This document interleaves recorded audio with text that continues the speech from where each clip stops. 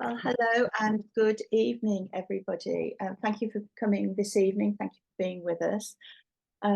This evening's webinar is the first in a series of webinars that we have decided to put together to support our recent white paper towards a healthier, happier Britain, the case for health coaching. So this evening we'll be highlighting and discussing the key themes facing employers, leaders, employees, and indeed all of us that are concerned about achieving a healthier, happier 21st century Britain. I'm delighted to welcome our panel of three. Joanna Surety. Joanna, do you want to just wave?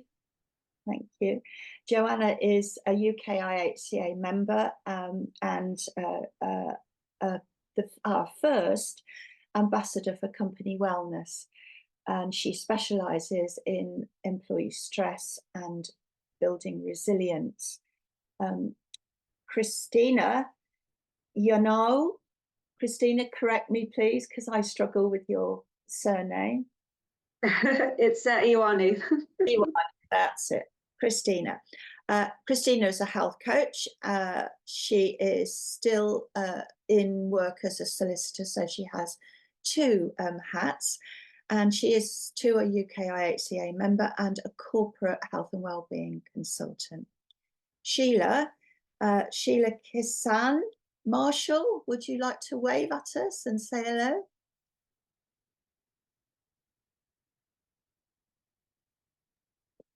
Hi all, it's great to be here tonight and looking forward to joining the panel chat.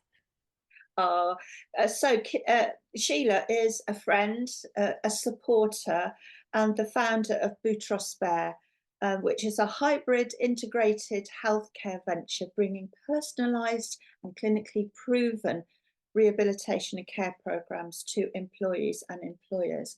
And Sheila's backstory and how Boutrospare was formed and is doing really well as a startup is fascinating and very timely and relevant to our discussions this evening, which is why I'm so pleased to welcome Sheila to share her wisdom and experience and a bit of her story with us too. So our panel are going to be sharing their expertise and their experience of working in the corporate and the business landscape, and sharing the insights that they've gained into what needs to happen to workplace wellness for it to do what it says on the tin.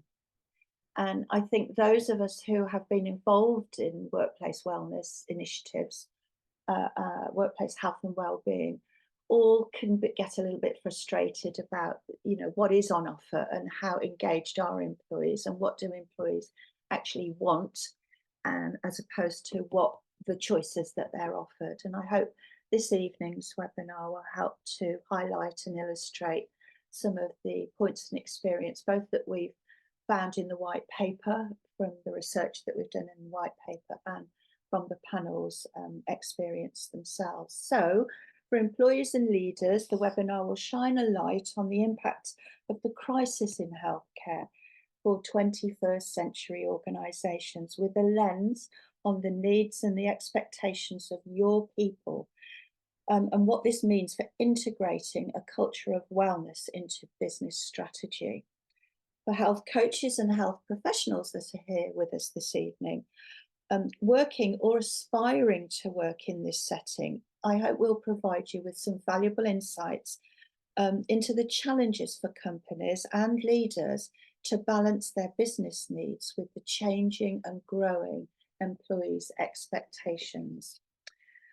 And our panel discussion will centre around three themes really: the changing needs and expectations of the 21st century employee, the economic challenges and cultural challenges facing organisations and employers, and how health coaches and other health professionals can support a transformation both in company health in its widest sense and for employees and their business.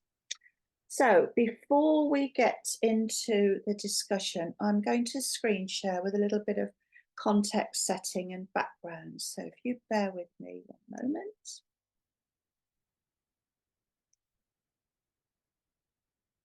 Okay, are we eyes on the presentation there? Yeah.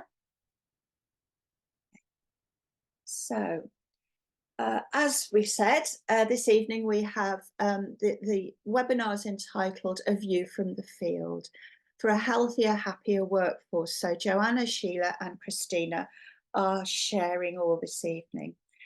Just to say, for those that don't know us, we are the UK and International Health Coaching Association.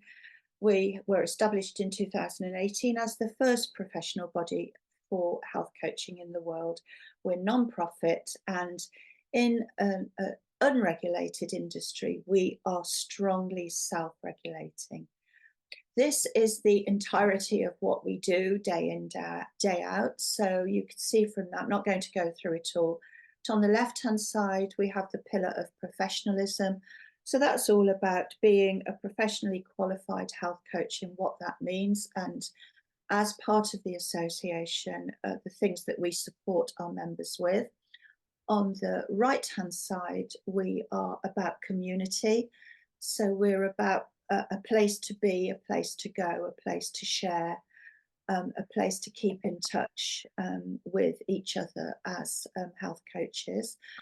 We have our community is full members, affiliate members and students in training.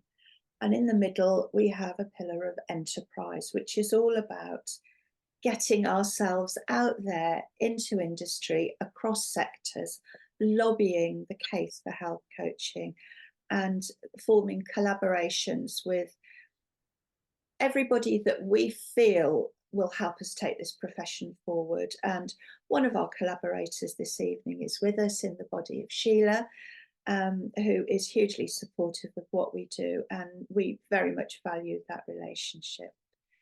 The white paper that I mentioned earlier, you may have seen it on social media. So the full paper is there on the left-hand side. A shorter pain points and solutions executive summary is available. You can download these and read them on the website. We have a foreword by Lord James Bethell, who is a very big proponent for primary prevention. He's a member of the House of Lords, a very big supporter of primary prevention and proactive healthcare. We wanted to raise the awareness of the profession. We wanted to explain what health coaching is and provide evidence for the fact that it works.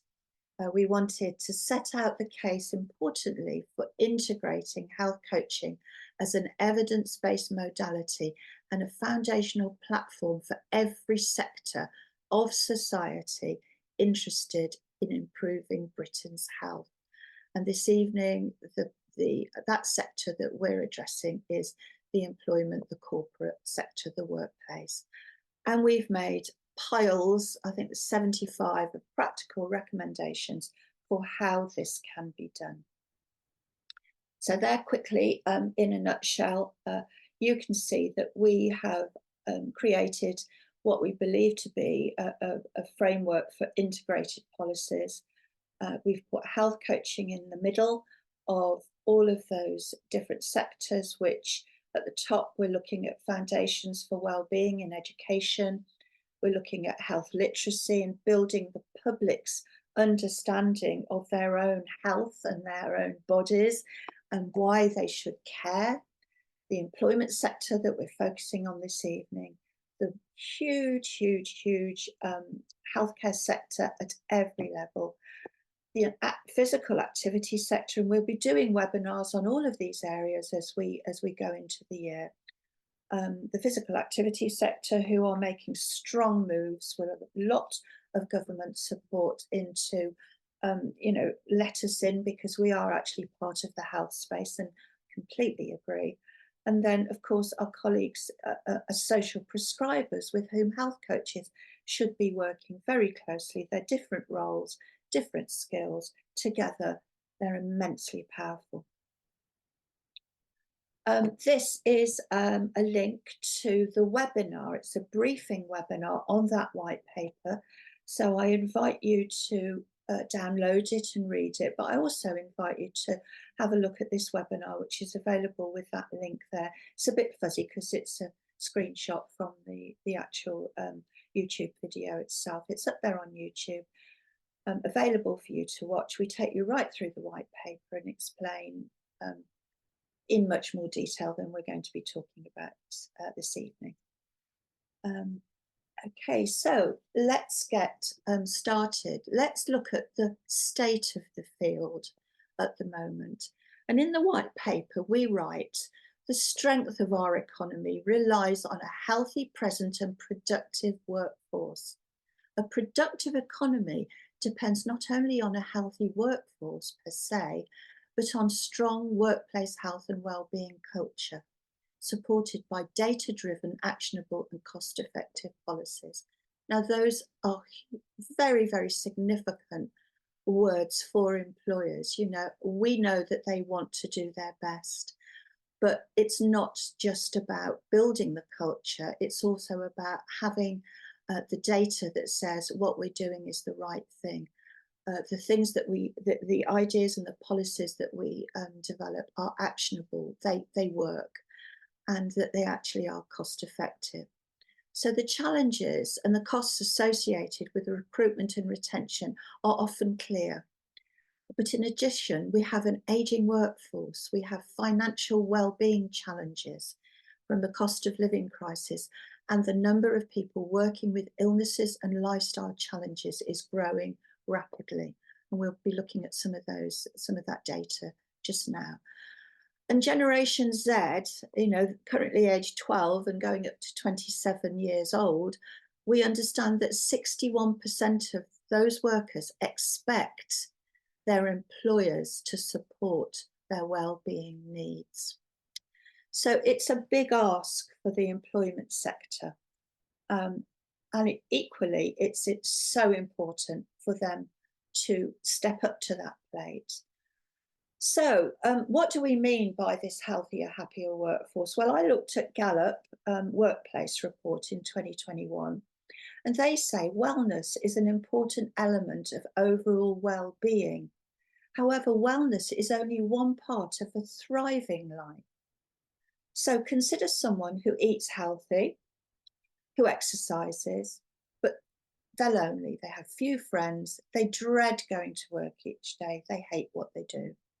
Not only is this person struggling, but these are chronic issues, stressful issues, which affect their physiology and their mental health and affect their physical health as well. So for employers, the costs of employee well-being go far beyond insurance. They ultimately impact on engagement, productivity and performance. And as it happens, our vision at the association accords with that kind of description of what is thriving in life.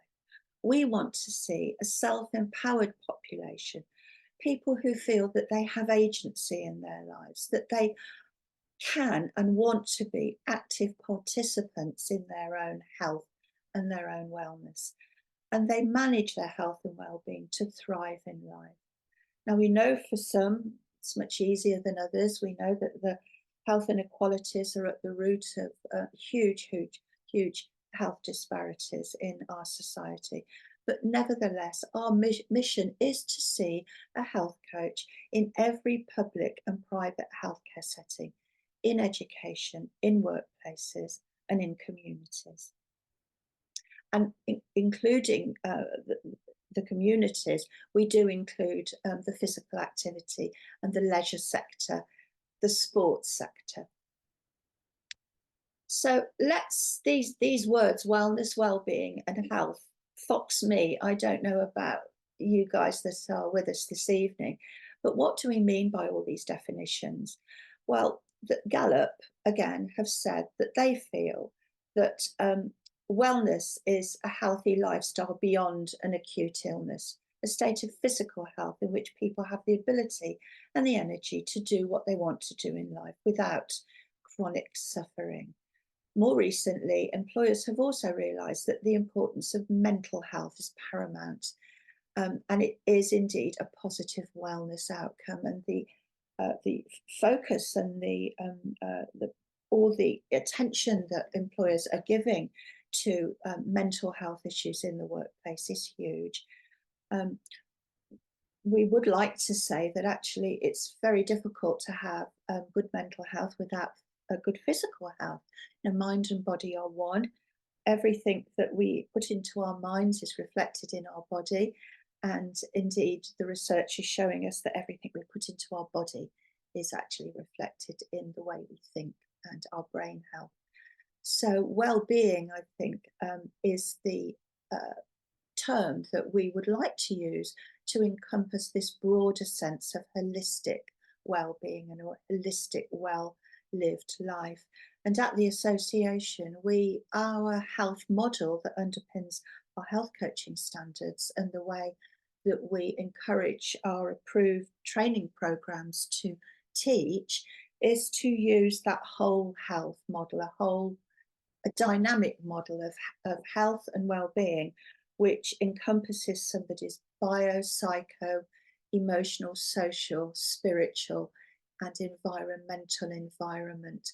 One about building resilience, about it not being a destination but a journey, and about at every point in one's lifetime we may be in a different position and towards the general journey of wellness and well-being.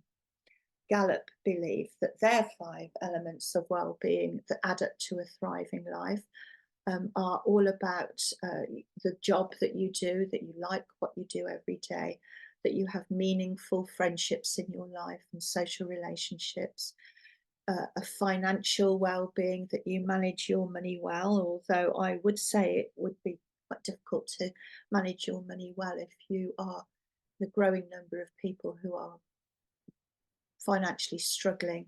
Not a question of managing the money well, but having any money in the first place. The physical elements of well-being, as we've discussed, that you have the energy to get the things done that you want to do in life, and the community, that you like where you live and you're in a community that is supportive and inclusive and in an environment where you want to go back home to every evening. We know that huge numbers of our population are not there yet, and I think there's a huge role to play for health coaches of the future to work in communities and deliver health in the community, which is actually where health happens. But let's look at our workforce. Only 23% of workers are actually thriving with a rating of high well-being, according to Indeed 2023. 1 in 2 of us will receive a cancer diagnosis in our lifetime.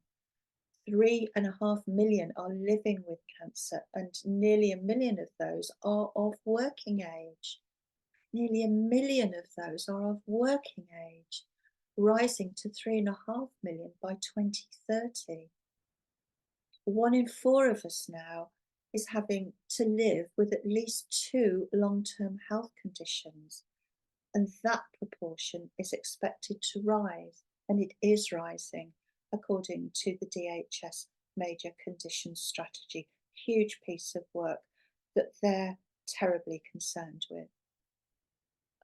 Between June and August 22, 2.5 million people were recorded as economically inactive from long-term sickness, an increase of some 2 million from just a couple of years earlier. That's huge. From April to June 23, in that short period, 26,000 additional people were recorded as economically inactive, an all-time high. And the census of 2023 shows us that 2.5 million people are off work due to chronic illness, an increase of 500,000 since the start of the pandemic. We're not in a good place, and the impact on the employer and people's lifestyles and quality of life, not just through the illness, but through the financial conditions and financial situation that they find themselves in as a result of these issues can't be underestimated.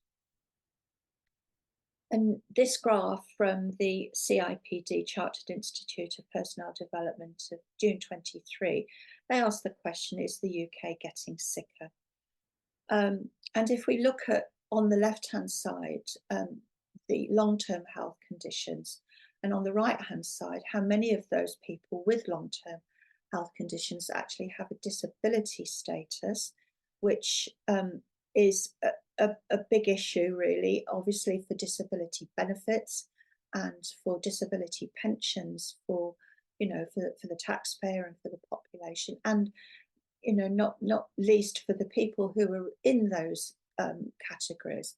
We can see that when you're 70 and over, and many people are working until their mid-70s now, 69% of them, 69% have got a long-term health condition, and nearly half have got a disability status. And as we go down those age groups, even as we get to our 50s, 54, 55, 45, we've got huge numbers of people working with long-term health conditions and or not able to work, I should say, because they have this long-term health condition.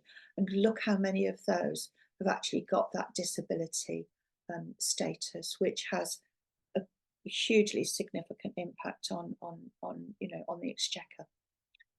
So it's an issue, a working age disability time bomb, we've called it.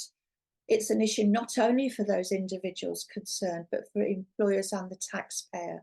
So the Department of Work and Pensions tells us that the current annual bill of just under £19 billion for working age disability is expected to rise by a third in just 4 years' time.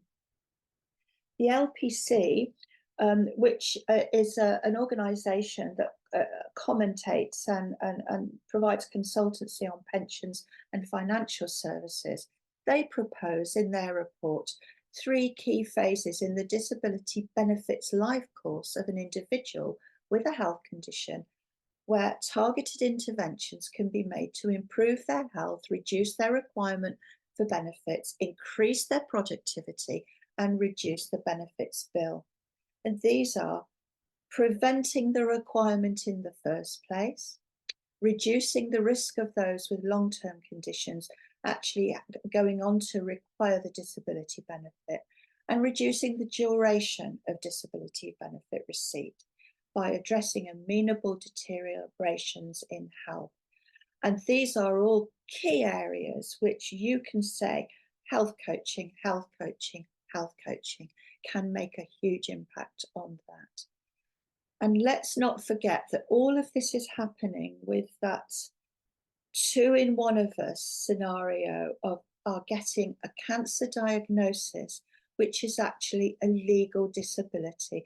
So when you have a cancer diagnosis, legally, you are entitled to a disability status and all of the support that goes with that, and to the pension that goes with that. So half of us will be in that category. The other 50% will be our carers, struggling to take care of us and hold down a job at the same time. And we know that's a huge issue. So with that rather depressing context, there's no way of dressing it up. We have voices from the field and a view from the field, which I know is going to be optimistic and encouraging. And I'm going to stop screen sharing in a moment and hand over to our panel, who I will ask to give their views on these 3 themes: the changing needs and expectations of employees, the economic challenges and the cultural challenges which organisations and employers face, and how health coaches and other health professionals, because we don't pretend that we're the solution, but we're a hugely important part of the solution, can support transformation in company health for employees and the business, and indeed for society. So I will stop screen share now. And I would like to first of all ask Jo Surety, would you like to share your view about changing needs and expectations of 21st century employers? I'll Please, I should say. happily go first. Good evening, everybody. So I think in terms of changing needs, my background is HR, so I have seen changing needs from an HR perspective to health coaching now. And sometimes I reflect back on when I'm having conversations with employers, back to my HR days, thinking we would never have had these conversations when I was doing my job. So I think it's quite interesting, my perspective maybe in terms of the change. But I think there's multiple things. Firstly, we're now in a situation where we probably have 3 generations of employee working, and all of those generations have very different wants and needs. We also have, coming out of pandemic, different wants and needs in terms of where people want to work from and how they want to work, which has many benefits, but equally has many downsides to working from home, 100%. And I certainly see more and more employees sitting for 8 hours a day, maybe where they used to perhaps do 10,000 steps a day because they were walking around an office and doing a commute and all of those things. They love the flexibility of working from home, but they probably do 200 steps a day because they get up to make a cup of tea and they go to the loo, and that is probably it.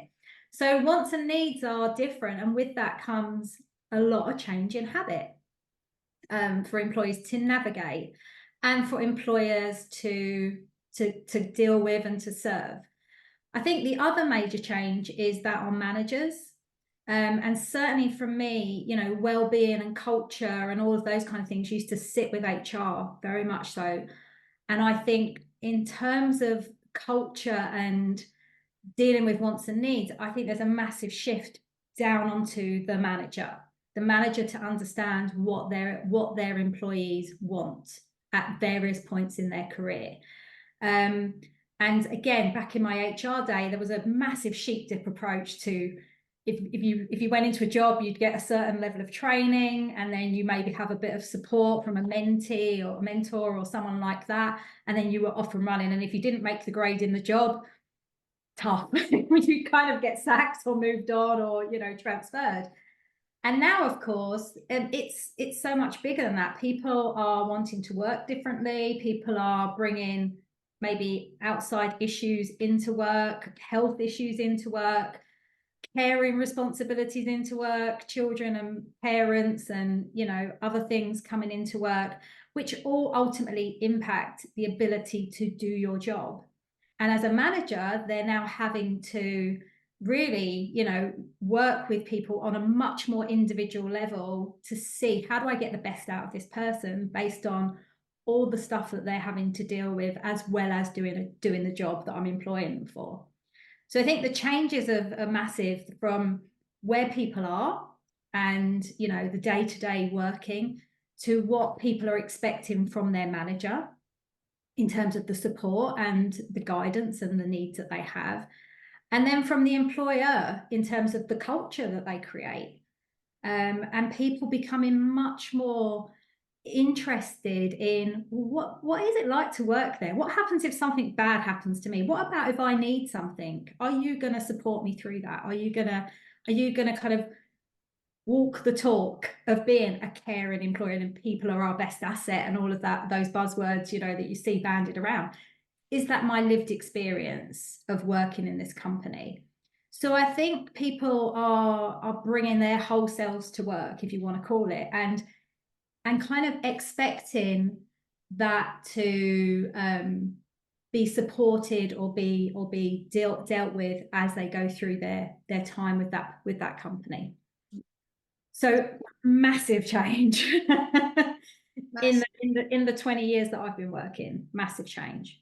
Yeah, thanks, Joe. I mean, I have to say that I recognise that changing shift, even in my own experience. You know, when I started my working life, um, I started as in nursing actually, and you know, you didn't get. No, I don't suppose it's that different now, but you didn't get a choice. You just did what you did. You couldn't ask for shifts if you had children. There were no special considerations. You did your rotas, you did your shifts, and you just got on with it. And as I worked through my career, there was never any question that I had an expectation. I just did the job, you know, and you just did the job. And now that I'm here at the, you know, almost at the other end of my a career, a working life, I don't know how we did it. I don't know how we stood up. You know, we put up with it, and you know, I do not know how we could have thought that people just bring their brain and a pair of hands to work with them, and they leave everything else at the door. I mean, how utter nonsense. You did not share anything with, well, you did, but with a friend, but it wasn't part of the culture. And I worked actually for the NHS at, you know, executive level for a long, long time. Nobody brought up those kinds of issues. And now, of course, look at the, you know, the situation that the NHS is having to deal with because of that, you know, the legacy of that kind of culture. So Certainly, you'd be fearful of saying, I'm struggling. I mean, that would be a terrible thing to say because, you know, your employer would probably find a way to get rid of you. yeah, And even the more traditional industries, if you want to call it. I mean, I work in construction, I work in legal, I work with chartered accountants, and I think again, you know, there's quite traditional ways of working. I'm sure Christina was the same, very traditional ways of working. But I think that multi-generational working is kind of almost challenging the status quo. yeah. In a minute, we don't want to work like that, and you know, we'd like to see our children when we, you know, when we finish our day, we'd like to not work until 10 o'clock at night because we don't need to. And so I think that challenge is starting to come even in industries where you think perhaps are slower to change. But yeah, it's really, and people are more comfortable with talking about this stuff now as well, which is brilliant. Yeah, and I think it is putting a huge learning curve and a training need and development need on leaders in organisations. I've got to say, Christina, would you like to maybe give a perspective from your view as working in the legal industry? Because this is clearly, you know, stress, overwork, you know, perfectionism. All of these things come hand in glove with, you know, with that kind of career. Yeah, absolutely. No, thank you, Joe. You just hit the nail on the head with so many points there.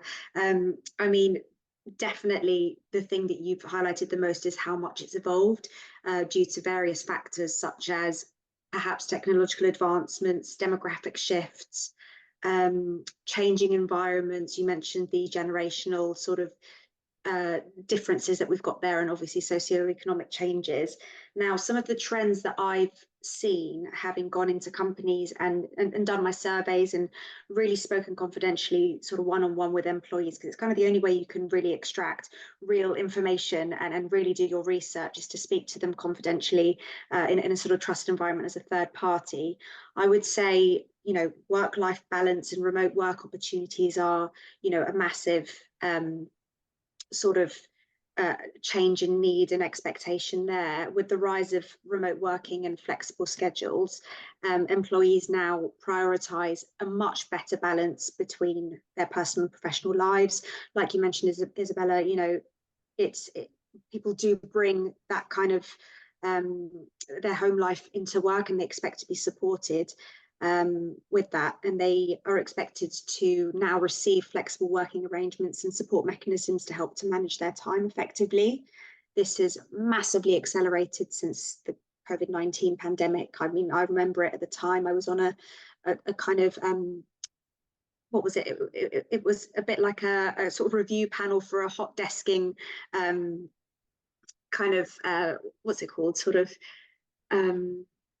a trial, that was it, that's the word I'm looking for, to adopt the remote working. And I just remember thinking it was fantastic. And then obviously it went from 1 to 2 on the scale right through to 100 where we were sort of locked down.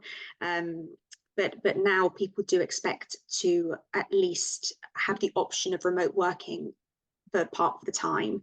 They value the flexibility and autonomy and that remote work provides, along with sort of the elimination of commuting and costs, especially with the rise in rising living sort of cost crisis that we've got going on here. Continuous learning and skill development have become essential for career advancement in today's rapidly changing job market. Employees do expect their employers to invest in their professional development through training programs, workshops, and essentially opportunities for advancement. Another shift that I've seen that Joe mentioned was the sort of, I would say, purpose-driven work. I think now in a time where self-preservation and sort of improvement is prevalent in modern day, especially with Gen Z and millennials alike. They make up a significant portion of the workforce, and they often seek meaning and purpose in their work beyond just financial compensation. So they would expect that to work for companies, I suppose, with a very clear mission and values that align with their own beliefs, which links into health and well-being support that they would expect their work to provide for them. It's become top priority for many employees, especially in the wake of a pandemic. It's so great that the light is shone on this topic now. If there was one good thing to come out of the pandemic, arguably it's the fact that people are examining their own lives now and deciding that what is no longer working for them. They expect employers to offer resources and support for managing the stress and maintaining the work-life balance and essentially promoting overall well-being. So these are certain points that I feel are so important in our changing times at the moment, that we need to have in our minds when trying to sort of decipher and figure out how we're going to tackle these issues. Thank you. And indeed, it's all of this, all of this change, all of this new world-ishness is something that I think very much, if you're a health coach and you want to work in the corporate environment, these are the things that you've got to understand. I believe that you will make a much better presentation of yourself and how you can support employers and employees by understanding these issues. So it's not just a question of, well, I can help people with sleep, I can do this, I can do that. Here's what I've learned in my training. It's actually, I get your problems, I feel your pain. I'm feeling what your employees might be feeling. I'm feeling what your leaders and managers might be feeling with no training and no development and no preparedness to have an employee break down in front of them and admit that they're not coping for whatever reason. I think that, this is where a corporate health coach will make a huge difference. And if you think it's just a question of going into speak to a bunch of people in a group about how they can sleep better, eat better, and move better, forget it. Because, yes, of course, they need to know all of that. But actually, to get in there and have that employer want you back as part of the team, whether you're employed in the organisation or as a trusted consultant like Joe, I know is, you need to have that kind of awareness. And it strikes me, actually, before I go and ask Sheila to share, I've read a lot about this idea of purpose-driven life includes the purpose-driven work. And therefore, how can you, it's impossible to have a purpose in life that's going that way and work that's going that way. So there have been some kind of quite philosophical and intellectual questions about, should we even be talking about a work-life balance? Should it be a life-life balance? Which part of my life am I going to prioritize today? Is it the working part, or is it the other part, you know, or how, for me, for instance, I don't know how I'd undo those because my job means that I have to attend to both at the same time. And I stand here before you and say that at times I have not prioritised my health in favour of my job, and on other occasions I've I've prioritised my health and thought, oh, I just have to leave that till tomorrow. I have to switch off now. So it's they're interesting questions, aren't they? And ones which I wonder what Sheila's thought is as as somebody who is a founder of an organisation that actually wants to make a huge difference, and I know you will. Thank you. And yeah, I would say very different needs between Gen Z and then, Gen Z being 12 to 27, baby boomers, the 60, 69, the sort of upper end of the workplace. And I think we've all covered it in the sense that going into the workplace, very different feelings. So the baby boomers really interested in long service. Outside my own company, my husband he's the fourth generation of a family business. And they have 3 generations of the same family work for the business, and between them they've racked up hundreds of years of service. And people join, and we have this funny thing in the family business that people join and come and go in 2 weeks, or they stay their whole life, and it's really interesting. So there was a mentality with baby boomers, and I see this also. My husband was the CEO of that family business for a while. And I see also how much they value long service. So that long service was very much rewarded in the business, and against all else. And even if Billy and accounts was, something wasn't going well for Billy and accounts, everyone would rally round and he would stay forevermore, and until he felt good again. So that's kind of how things were. I think Gen Z and even the millennials take a very different view to the workplace. So I graduated in 98 with a degree in civil engineering, and I came into the workplace with this expectation that I would be working in civil engineering, you can imagine 14, 16 hours a day, building runways, roads, bridges. And I accepted that, and I worked 6 days a week, and that was just normal. And if I was going to get on, that's what I would have to do. And of course, the backdrop, for women in civil engineering was that you had to work twice as hard as a man to be thought of as half as good. So all of that pressure just meant you work your blooming socks off. And, if you'd worked out my hourly rate, it would have probably been about 50p an hour or something. So, and I, at the time and for many years, I never questioned that. I just sort of lapped it up and hoped for promotion. And I think that I am a slight reflection. Obviously, civil engineering, I think, is extreme, but that, my band of millennials are a bit like that. Not so much the Gen Zs. This is not how they flow. And I have huge admiration for them in the sense that, and again, I think both Joe and Christina mentioned this. This is really purpose driven. We interviewed somebody today for a business development role, and we said, what attracted you to the company? And she said, I really like your vision and your mission, and you talk about it a lot, and it really resonates because I want to do something powerful in the world, and I can attribute, health outcomes with me being part of that as a sales role. Very different to sort of selling just a pure tech play platform. So you can see that there is this big call and a need. I think the downside to the Gen Z in the workplace and the challenge for employers with Gen Z is that we see enormous levels of mental health burden. And I wonder, we don't know exactly where this is coming from, but from the age of 12 to 27, we're talking about people who have grown up in the world of reality TV. We're talking about a generation who are in Instagram, in all of these social media. We all know, I think the older generation accept more that it's a bit of madness and we might dip in and dip out of it, but we don't have this same level of compulsion. And what we're also seeing is the first wave of people who have had access to so much social media are now actually shutting their platforms down, and they quite regularly will do a full detox and take them off. But what is this creating in terms of the particular mental health issues that increase stress and increase anxiety?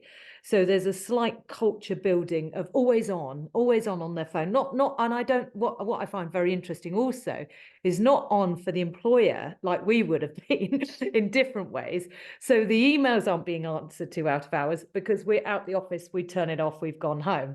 And again, I applaud them for that, but we are still seeing, you're talking about 42% of this generation in the workplace reporting mental health. And of course, the challenge is, and as Joe said, that years ago, you wouldn't have had people coming to you, Joe, saying, I'm struggling.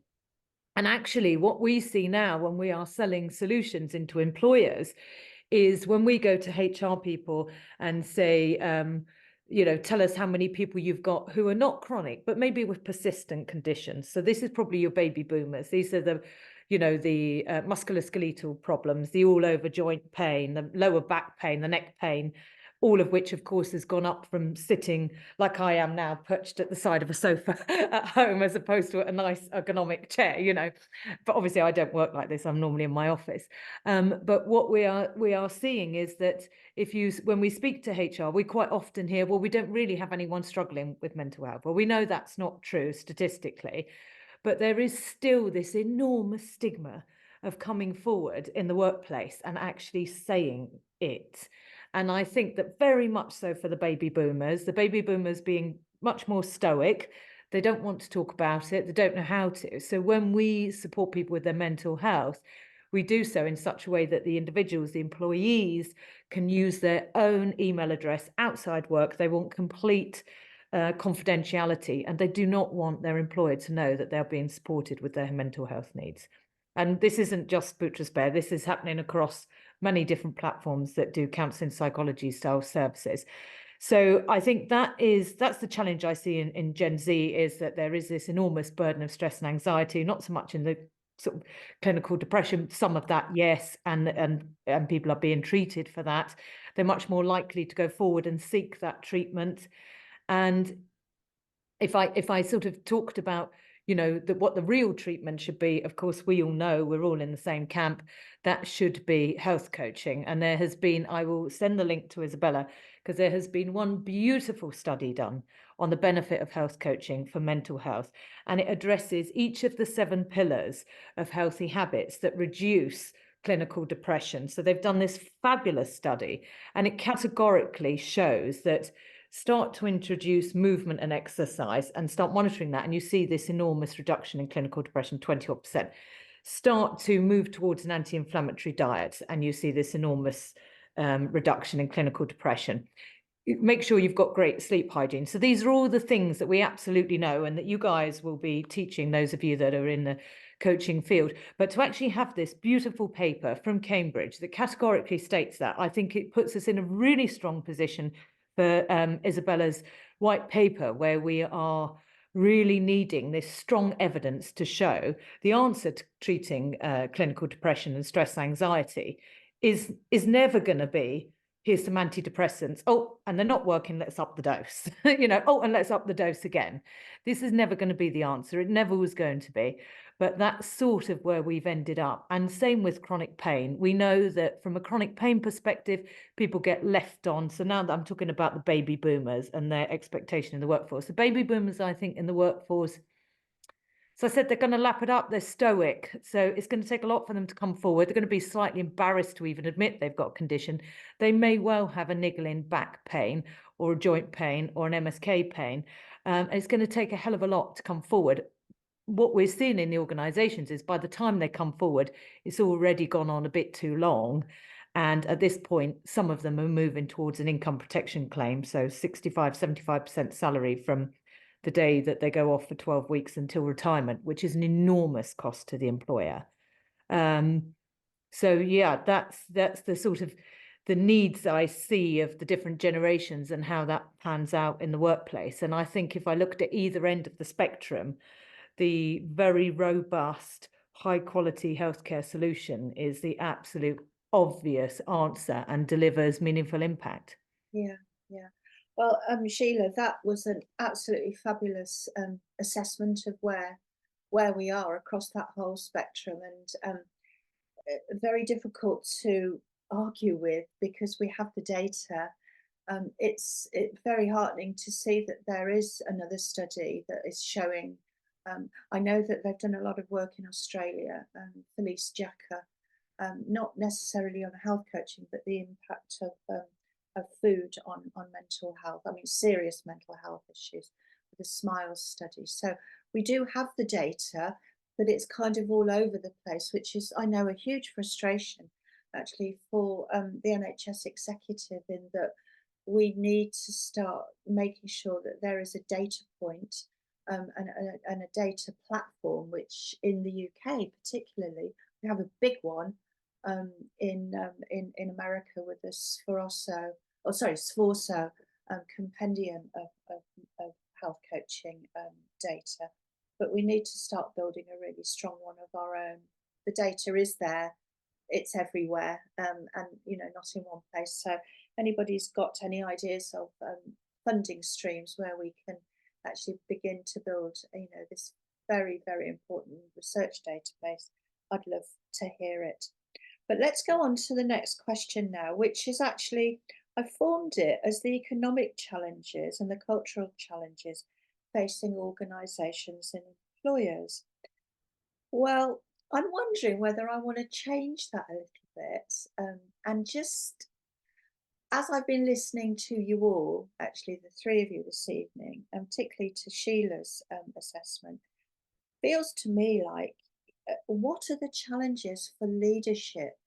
What are the challenges for managers coping with all of this? Leave alone that we have the health coaches that can come and support, but what are their challenges? How do they, on at 10 o'clock in the morning, they have a baby boomer with their set of challenges, needs, wants and expectations, and anxieties about admitting that actually they're not doing well. And then, first thing in the afternoon, they have got the Gen Z bouncing in saying, yeah, but you know what, I need you to do whatever it is they need, they need whatever challenge they need satisfying.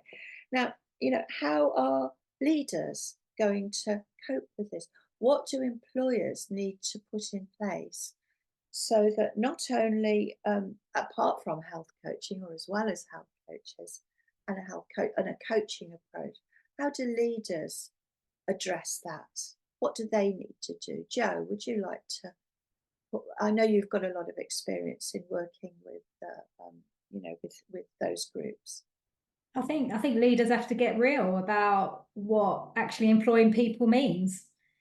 And I think what that means is that you employ a person that has wants and needs and desires, and will have challenges, and maybe no challenges during that time that you employ them. So, again, I see a lot of the people that I work with are the leaders, and they are referring their employees to me. So that is how most of the corporate, slightly different to Sheila, in that pretty much 100% of the people that I work with one-to-one, a manager or a leader has said to them, I think you need some help, and this is what we will give you.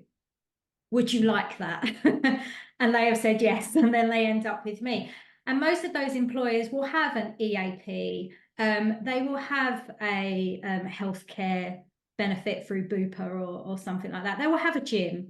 They will have income protection. They'll have all of those things that, you all standard stuff. But what they have that these leaders that I work with have got real, in as much as sometimes someone needs something that is very specific to them. Yeah, it's not for everybody, but it is what this person needs. And this person, I value them. They're good at their job. That's why I've employed them. But ultimately, they need something else to get them through this period of time. And a one-to-one support is going to be the best option, because I don't want to lose them. I don't want them to leave. I've maybe made adjustments, I've said to them, don't have meetings at lunchtime or log off at 6 o'clock. But this person has some habits that are simply not changing, and are kind of maybe their own worst enemy. Or maybe it's just beyond my realms of management. I just don't know what else to do for them, and I need to offer them. So they're realistic. about the fact that sometimes people need something just for them, to see them through a period of time, or to help them make some changes which will help them change with the time with the company, or deal with a challenge, or get through a time of busyness, or a really challenging client, or, you know, all of the challenges that come with an ever-evolving business. And I think leaders have to, most leaders would say, my business is constantly changing, I have to move and shift because of competition and because of customer needs. But employees are the ones that deliver that. Employees are the ones that are under the pressure to constantly evolve and develop and improve and whatever. But also employees here, with all of the challenges of work, have to also deal with all the challenges of family and social challenges and financial challenges, and those things, when they're together, sometimes are really hard to deal with. There's not a fault anywhere, but they're just really hard to deal with. And sometimes that person does not look after themselves, because all those challenges are the priority. And, you know, who's the easiest person to say no to? Ourselves, right? Absolutely, yeah. And so, you know, eventually that starts to creak. And I think employers have to realize that it's not necessarily a fault, and well-being is not because you have a very stressful environment. It's because that's the reality now of running a business. It's challenging, it's stressful, it's pressured. But if you don't support the employees through those times when they need it, and recognize that, then I think you're going to find that your costs in terms of recruitment, sick pay, temps, all of that will be high. And ultimately you won't keep people. They'll find somewhere else that will appreciate them and look after them. Thanks, Jo. Thank you for sharing that. I wonder, Christina, whether you might have a view from particularly from your sector on what is it that, you know, how can leaders prepare themselves to actually meet those challenges that Jo has set out, and that Sheila has, you know, has actually brought, you know, painted that huge picture. How, you know, we're talking about what leaders need to do, and you know, have you any views from your perspective, working in company wellness, you know, at that level of leadership? How can they prepare themselves? How, you know, what do they need to ask for? And has health coaching got a role to play? Have company health coaches that are looking at the wellness of the organisation as well as the individuals within it, have they got a role to, you know, and if so, what sort of role can they play in supporting leaders? Yeah, absolutely. I mean, when I first brought my initiative to the first firm that I did, I was very surprised to see that it was welcomed with open arms. I didn't anticipate that the boomer generation would be so open to something that perhaps they don't necessarily use themselves. There was already an acknowledgement there that change needs to happen, whether it's for the right reasons or wrong reasons, I don't know. But regardless, the communication to me was that, you know, this was needed. They care about their staff, their employees. So I think at the very base level, an acknowledgement that this is where we are going is something that is obvious to me, and it has to be basically cultivated from here on out, because you know, more of us health coaches can get into this industry, and it's essential that we pivot the way and sort of pave the way to forward within it. I was speaking to one particular COO, and this was to do with diversity and inclusion, I think, more than anything. And, you know, I was saying that it always has to come from top down. If it doesn't, then there's nothing that I can do really to help your culture shift. Now, culture, I think, is everything when it comes to a company. Why do people leave? They leave because of their managers, they leave because they're unhappy, because of toxic environments and all this kind of thing. And now, I mean, there's a huge statistic, where is it? It's 87% of employees consider health and wellness offerings when they look at when they look for a new role. So employers need to sort of understand that if they want to hire the best people, they've got to take this all on board and put the necessary measures in place. Now, when I was speaking to this particular COO, he essentially was saying that there's a huge statistic in hiring more sort of better diversity and sort of improving that a lot. However, given that they hadn't done it quite right, they ended up finding people that didn't quite meet the standards of that particular company, and they ended up doing a sort of mass cull. And though that particular group was just of one group essentially, so they haven't quite got it right. So I believe that there needs to be a more thought out, a more planned way forward within it. Generational differences, I think, is probably the most obvious thing within that. Bridging that gap and sort of fostering collaboration across diverse age groups is quite challenging. There was one occasion where I introduced a biohacking company to one of the law firms, and it was quite, out there and different, and everyone sort of said, oh, what is this? I don't know what's going on here. I didn't know how it would be received essentially by the boomer generation who were the employers. And I put it out there. It was, absolutely, it just went down a complete treat. One of the senior partners sort of spoke to me at the end, and he said, I don't really know what to make of this. I don't know what a floating bath is. I don't know what to do with it. Do I join? I said, I'm putting your name down. He was like, oh, somebody else might want my spot. I said, you're doing the floating bath, right? And you let me know. He said, I've never even had a massage in my life before. And I thought, you know what? You work a 16-hour day. If you can see the benefit of something like a floating bath, then I think we're going to be okay.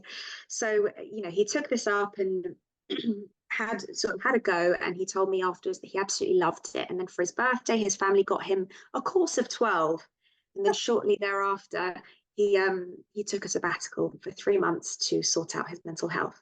So I think with a lot of that generation, they don't really know exactly what we do, how we can help, what it is that we can show them that's out there, the tools that we can supply them, and how that will affect them. I think they get so, especially in smaller business, maybe small to medium sized businesses, even the bigger ones, they care about their bottom line, but they don't quite understand how you can't just look at your bottom line. You can't look at employees as numbers. They're human beings who need huge amount of investment within them, and they're bringing everything from home into the workplace. It's just how it's going forward. And I think it's 63% of companies offering wellness programs report improved financial increase growth there. So I think just essentially getting them involved and making them understand that it has to start with them. It's basically the best way that we can implement culture shift. Yeah, thank you. And indeed, my own experience would actually accord with your thoughts there, and that if you give somebody and allow them to experience a little bit of what you're asking them to offer, their staff, and I'm thinking in particular in primary care practices. Before I came to the association, I worked with a lot of PCNs in South Birmingham, and the way that I wanted them to understand the power of lifestyle medicine and of health coaching was to actually give them that experience as a group. So it would be an organisational wide intervention where everybody in the practice, from the senior partners to the cleaners, all came to the wellness sessions, and they got the benefit of, it wasn't true health coaching, but it was very much about education, discussion, looking at things in different ways, even understanding the interaction, which I have to say many people do not still really think about, the interaction of how we eat, whether we move, how we sleep, the stress from our environment, the stress from our jobs, the whether we've got meaningful relationships. And when those staff got a taste of that and an understanding of, oh my God, this is what it's all about, then suddenly they were able to, I didn't have to sell it to them because they'd experienced the benefits, and been able to, you know, kind of reflect on those in a group to say, not a minute of this 3 months has been wasted, because these things have changed for me, you know, even if it's just light bulbs going on, and an understanding that this is the kind of thing that they can offer their patients, you know. So, you know, you're absolutely right. I think that, you know, a little bit, you know, giving leaders the opportunity of experiencing those benefits, and also of coaching, you know, coaching for wellness, I think is going to be huge. It is in America, but coaching leaders to be leaders for wellness first, and making the connection between those well employees and the bottom line is a huge culture shift, mindset shift. But Sheila, what are your thoughts on what leaders need and how can we equip them? Well, I was just picking up that stats that I think it's Amanda has put in the comments to say the 87% of managers who went to management positions have no proper management training. And this is absolutely some of the statistics that we also see and hear about. And it's interesting, isn't it, that our whole jobs as managers and leaders is about supporting people.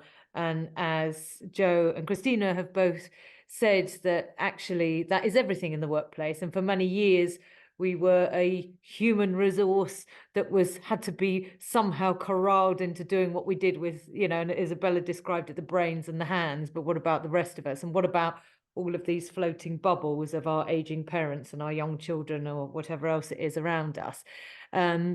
So I think I'm going to add something else that under this title of the cultural challenges, that I think that is something that's you know, of great interest, I think it should be to all of us, and I think slightly alarming that there has been, and again, I think Christina picked up that there's been some really interesting, good developments off the back of COVID. Some of this hybrid working, and again, it's nuanced, isn't it? That there are some amazing aspects to that in terms of work-life balance, and for some people, it's shifted the other way. And I think it was Joe who mentioned that, you know, our step count generally has really dropped. So it swings and roundabouts. In one sense, we can be using our commute time that we've saved to instead exercise in the morning.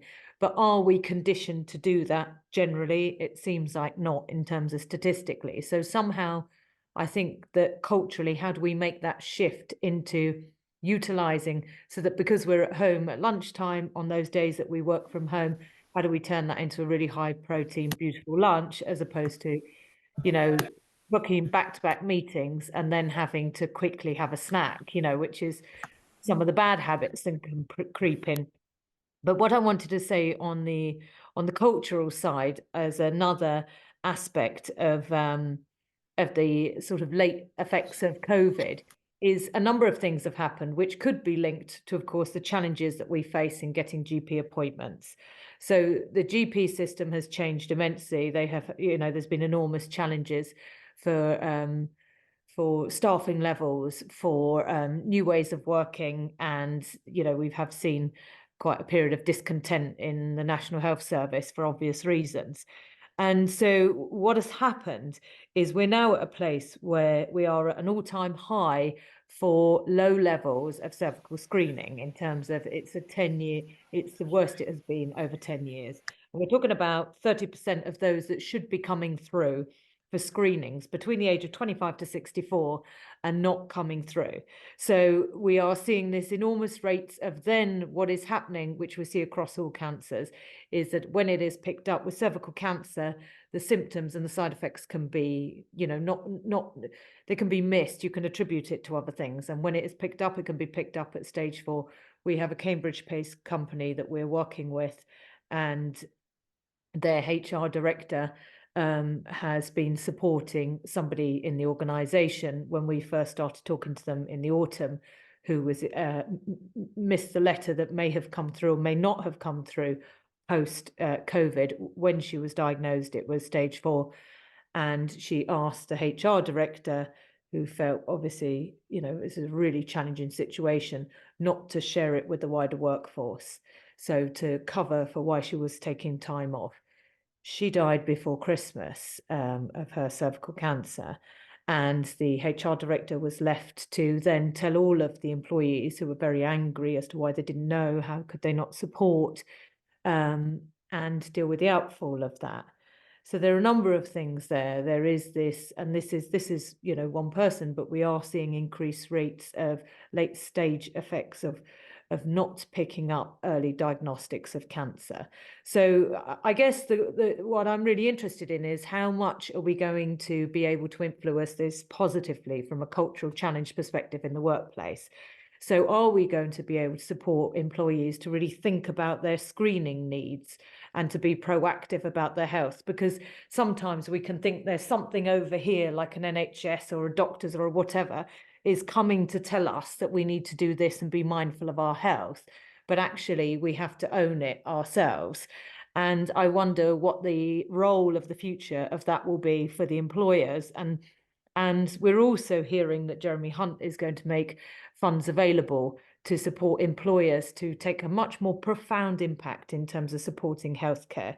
So I think that sounds fantastic, because we know again that the NHS system is struggling, but we also are in grave danger of creating this enormous level of equitability in health. And so I wonder, as employers, would we, in the same way we do carbon offsets in big companies, would we be doing a healthcare offset to support those that don't have employers that are going to pay? I don't know the answer to that, but I think it's going to be interesting to see what comes out of the tax initiatives to get employers more into the space of healthcare. And I think, so the cultural challenges of that I see is that for some groups, culturally, I mean, a smear test is a bloody awful thing for any of us. End of. And it kind of doesn't matter, we have to go and do it. But there are ways that we could make it more pleasant, and there are cultural ways that we could improve it. So there are demographics and groups of people who their community, all of the community, will not go forward and have their screenings. And the NHS leaders have been talking about this and really working with the communities to understand how to make that process better. So that's all I was going to really cover from a cultural perspective. I'm curious as to how much the employer will be picking some of this up. There's Professor Gordon Wizard has a company called Check for Cancer, and interestingly, he's bringing this into the employer. So I wonder, is that the route that's going to kickstart us and make us take much more of a proactive approach to our own healthcare, and not wait for somebody else to tell us that we need to do this, but actually start to self-manage it? I think you're absolutely right. And I must say that, when I don't know how many of our audience this evening have been attended or know about the Integrative and Personalised Medicine Conference. It happens in June every year. This will be the third year. I think it's the 6th to the 9th of June. And that's very much people from all kinds of walks of the health space come together and look at how we can change medicine for the better, and how it can be more integrated and integrative, and how it is more personalised. So there's a huge variety of speakers. And the first year, as one, most of them are medics. Most of them are medics or healthcare professionals. I've been fortunate enough to speak twice there, as has Jo, actually, in workshops where she supported us, and Sarah, who's with us this evening. But it struck me very, very, very forcibly at as one medic after another got up, and I was thinking, but we are talking here about patients.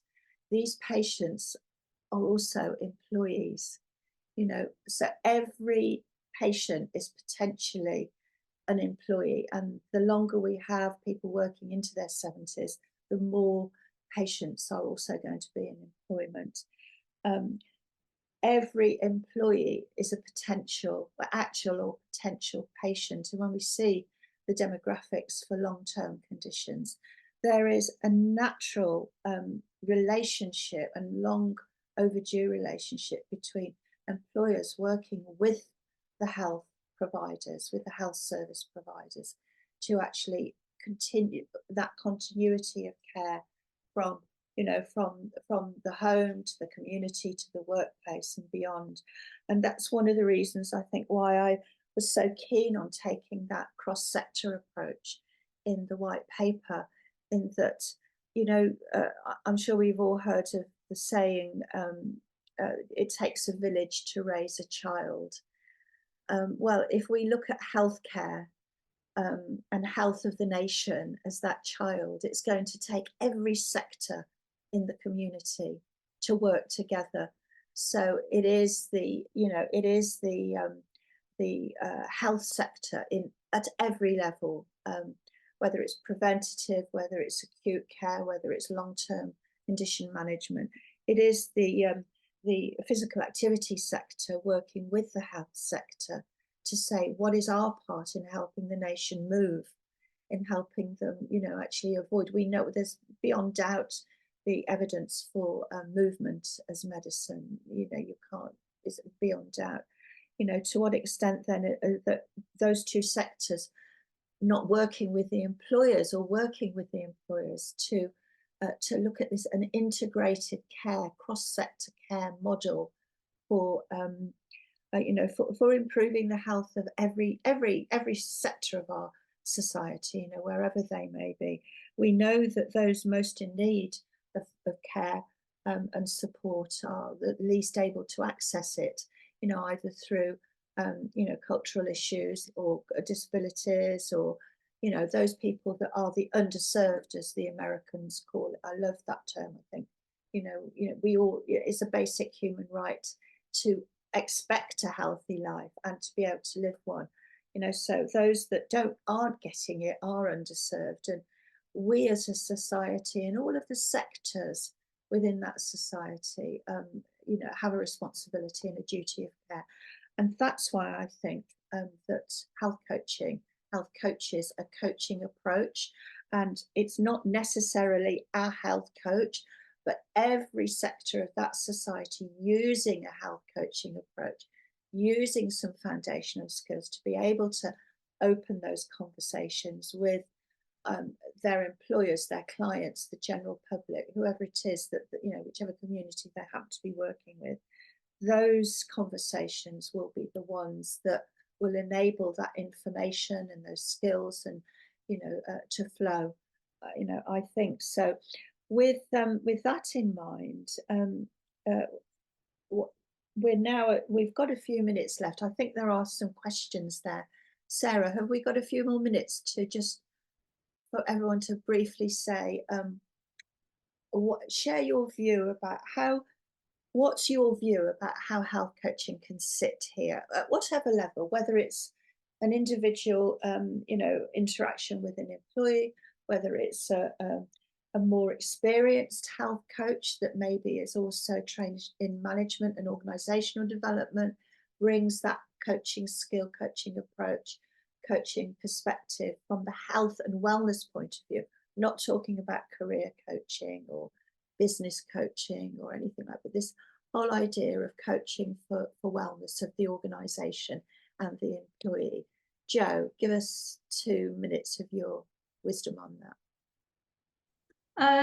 I think for me, it's about, often employees can feel kind of overwhelmed or things are out of their control because of maybe some habits that they've built up or expectations that they feel that they have. And I think we talked about generational differences and, you know, and about sharing and things like that. So I think for me as a coach, it's about giving them some of that power back to make certain decisions around how they're managing their day, how they're managing their time, the things that they're doing for themselves, so that they can operate as best they can.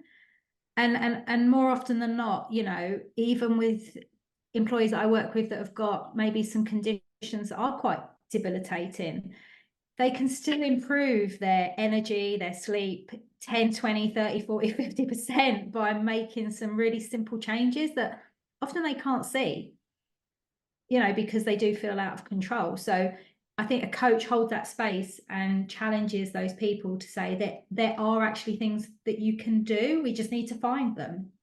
and we need to help you work out how you fit them into your lifestyle and how you make those changes.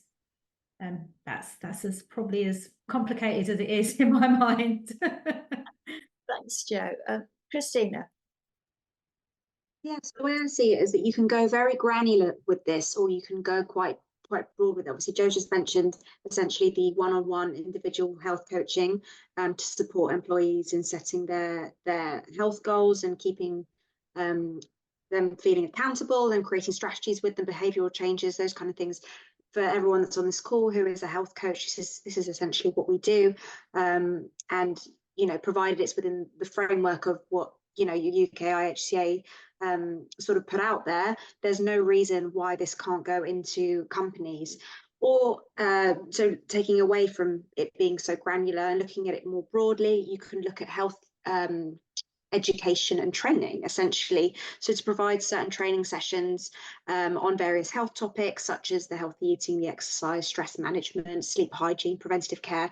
From an employer perspective, I think it's very important to do that because it shows your team that you care, and it is definitely something that we all even before we did the course, the courses, we knew exactly what we needed to do to help ourselves, but we just weren't doing it. Why is that? And this is us who are quite health conscious, who are holistic and naturopathic, and imagine a boomer like the senior partner that I mentioned previously, they won't have a clue.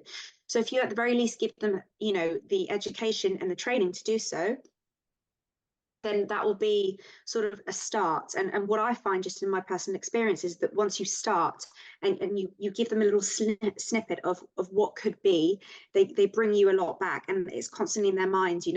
I had another senior partner sort of say to me, oh, I've got an Oura ring now, and somebody else say to me, oh, I've lost weight on a specific lifestyle change, not a diet, a lifestyle change, and I've learned so much about people's gut health, far too much for my sort of expertise level, because people just want to talk about it. So once it's in their mind, real change can happen.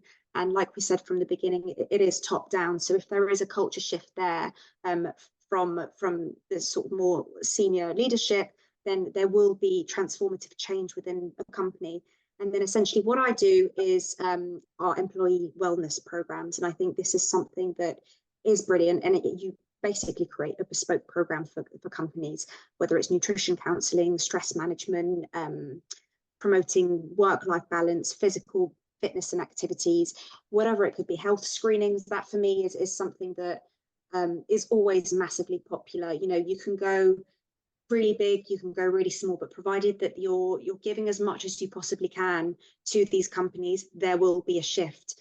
And we just got to talk about it. We've got to get out there and speak and just get it out there, Thanks. Sheila. Thank you. So I thought for this last question I would address it as somebody who had cancer. So mine was an aggressive form of breast cancer. It was about 6 years ago. I think it even coming up 7. I don't deliberately don't keep dates on these things. But what I found was, as I said, when I was very fortunate that I was supported quite well with some of my treatment through the Nuffield. I had to have some targeted therapy. So my treatment went on for a year.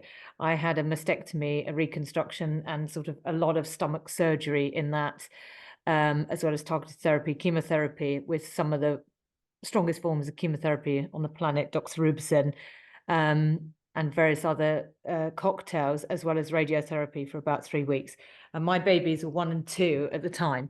So I had a profound want and need to change my life. And at the same time, when I was going through my cancer, that I think the thing that kept me sane going through treatment was thinking about what would it look like afterwards? How would I get better?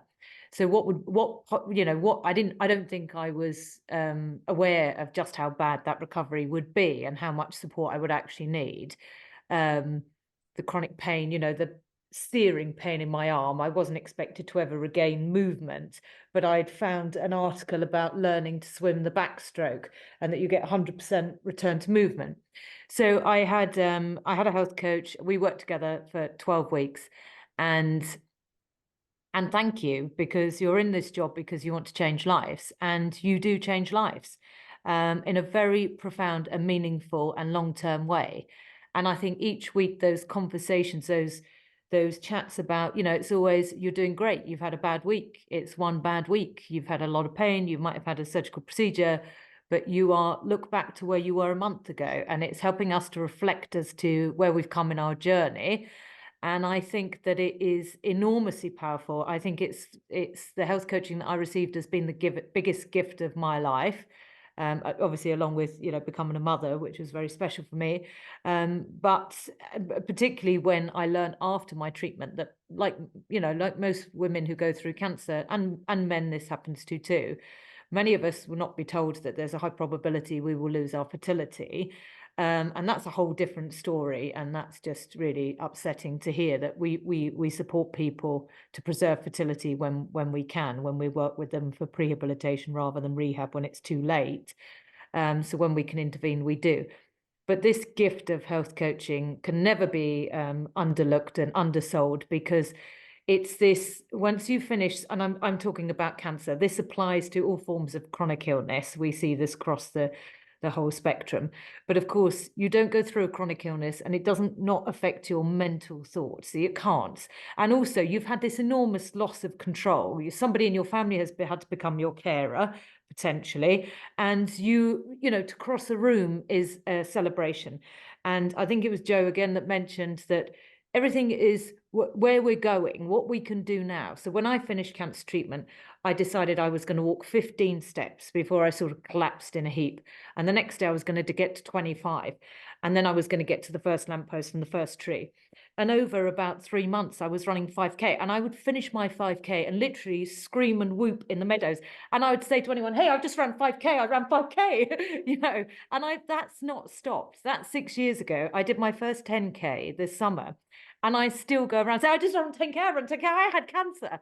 So, you know, these behavioural changes have stuck with me, and I work out 5 days a week. I am on quite a lot of long-term drugs, which do affect my weight, because obviously I've been put through an early menopause. But all of this, who sits in my head and is on my shoulder? It's my health coach. So my health coach is there going, you've done great, well done, you're still there. And when I'm running and I want to stop, my health coach is going, I think you can get to the next lamppost. So this is the power of the work that you guys do. It's profound change. And I really welcome this move towards bringing it into the workplace, because I do feel that we will be in a stronger position to help more people. And it is absolutely brilliant to hear, Christina, that you are getting into the workplaces and having these conversations with people. And Joe, you mentioned it, that organizations are now bringing people to you and saying this person is needing some support and you can do that. And I genuinely and utterly believe that this is how we treat mental health, this is how we treat physical health, this is how we create those long-term behavioral change patterns, and we rewire the brain for a better future. And also, I think, as well as the power of you guys as health coaches, one of my health coaches is here tonight, and she has amazing testimonials that leave me in tears when I get, you know, a sheet back. I don't know the individuals in, you know, who come through our programs like I used to. And on World Cancer Day, we had an event that, you know, had me in tears all day, because everyone was still so grateful for the health coaching that they received at the time. And of course, it's bringing people together in a community. So I think, as well as our health coaching, when we can connect people together and give them people to share ideas with and talk and work together for the common good of their health, I think that is hugely powerful, because they become our long-term friend to keep that health messaging going. So thank you for everyone who's on the call, who works in this space, because you are changing lives. And when we get the opportunity to do this at scale, I think it's going to be hugely exciting. So thank you. Oh, Sheila, thank you so much. What people, if you do nothing else, then follow Sheila on LinkedIn, because she is absolutely true to her word, that when she's done something that she's really pleased with in terms of her physical activity or another goal, she's on there on LinkedIn, and it's impossible not to leave a comment. And saying you are a true inspiration, and you are. Well, at home, my kids will often, heckle me if they go out and see me run. They're like, "Oh my God, she's done a mile," and she's like, "Yes, I've done a mile." And they're like, "It's so embarrassing, Mum. People run marathons." I'm like, "I know, but this is great for me, and I do it consistently." So I do think it's, we've all talked about it. It's what we can do. I judge myself against my ability, and it's always getting a bit better. And it's that 1% change, isn't it? This is the diamond bit that we can offer people. Absolutely, absolutely. And don't ever underestimate how inspirational it is to, we all think that we've got this ache, we've got that pain, we've got this condition. Well, we'll do our best. But when you see and witness someone like Sheila doing their best for themselves, I believe that a big part of Sheila's motivation is that by doing her best for herself, she's not only doing the best for her family, but also for Boutros Bear. So please follow Sheila on LinkedIn, where she just puts up some amazing posts. And also just learn about Boutros Bear, because I think this kind of company, Sheila, that you are creating here is where the future's going, where you've got that integrated model, where you are supporting people in a very holistic way, and actually aiming at the workplace, which is fantastic. Sarah, have we got questions? We're running a bit behind schedule, so I hope you don't mind, but I didn't want to stop anybody because I just thought the contributions this evening have been fabulous. There aren't actually too many questions. There's some very insightful comments. There are a couple of ideas for probably future resources and sessions, Isabella, so we can look at those. Just the final question, how do we follow you all? How do we find all of our wonderful speakers on social media or elsewhere? So I don't know if you put links into the chat, or we can share them afterwards. We can share them you can put the links in the chat. I can ask Ben to include the links as a final slide, because you'll all get a copy of this show. Now, I just wanted to finish with a quote from some thoughts really from a lady called Margaret Moore, who is a huge personality in the States in well-being. She is one of the doyens, one of the founders of the National Board for Health and Wellness Coaching in America, and has done a huge amount of seminal work in this field. She works very, funnily enough, she's not a health coach as such, but she is hugely involved in the coaching piece generally. And what she says is workplace well-being impacts productivity, creativity, health, relationships, retention, and recruitment. The need to have an engaged, healthy, and enthused workforce is instrumental in securing good business and a sustainable workforce. It's time to move beyond the light touch well-being at work, to build those cultures of well-being that place health and wellness at the heart of the employee proposition and fully integrate those propositions into the strategy, culture, and business performance outcomes. And she says the bigger opportunity for return on investment, which is what companies always look for, the ROI, is to improve mental and physical thriving, which leads to more energy, creativity, resilience, productivity, and loyalty. Precious outcomes, she says, that you can observe with your own eyes. And the words landed with me when I first heard her utter them, and she is a visionary. So those of you who are interested in working in the workplace well-being area and want to know more and read more about Margaret's prolific work in leadership coaching for wellness, please have a look at her. We'll put the link in, into the notes on that. So if there are no more for any more, shall we say good night and thank you to our wonderful panel. You've delivered so brilliantly. The conversation's been really interesting, very relevant. Thank you for your time this evening. I know you're hardworking, you're very, very busy people, and without question, we're very grateful for you to come and speak to our members and to this audience this evening and share your wisdom and your insights. And it just remains for me to wish you all the very best of luck in everything you do. Thank you for sticking with us. Thank you for being with us. Thank you for being members of the UK IHCA. And thank you for being such a great supporter. And it will be a pleasure to support you too going forward. So with that, we'll say good evening and thank you.